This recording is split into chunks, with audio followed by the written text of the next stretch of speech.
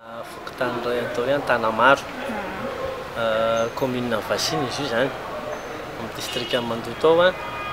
Tamin'ny lahady teo amin'ny 4 ora teo, zany hoe mbola andro atoandro mihitsy zany io a. Dia misy dalo misy teo amin'ny 70 teo nanafika io tanàna io.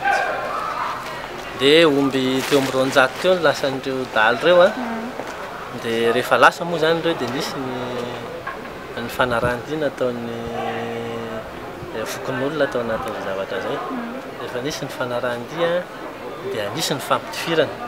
Ny akoron'izay zany a, hoe nisy zandary ihany zany niaraka tamin'ilay mpanaradia fa vitsy zany ireo. Zany hoe vitsy zany ilay fitaovana basy nentin'ny mpanaradia. Fa ny endalo nefa dia ataoko hoe teo amin'ny araka ny filazan'ny olona dia hoe teo amin'ny 30 teo na 20 teo eo a mitondra basy daholo. Ny basy masy 36 ireny. Rehefa nisy ny fampitifirana moa mazava ho azy zany dia misy vola mpanaradia.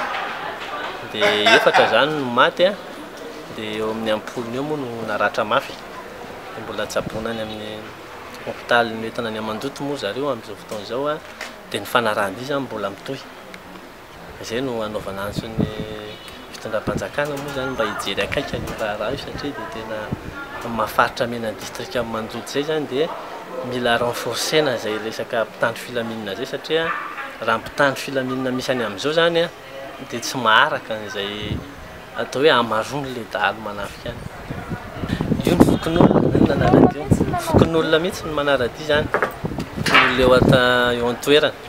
Dia miaraka amin'ny gendarmerie moa zany, misy gendarmerie vitsivitsy ihany koa zany niaraka tamin'izareo.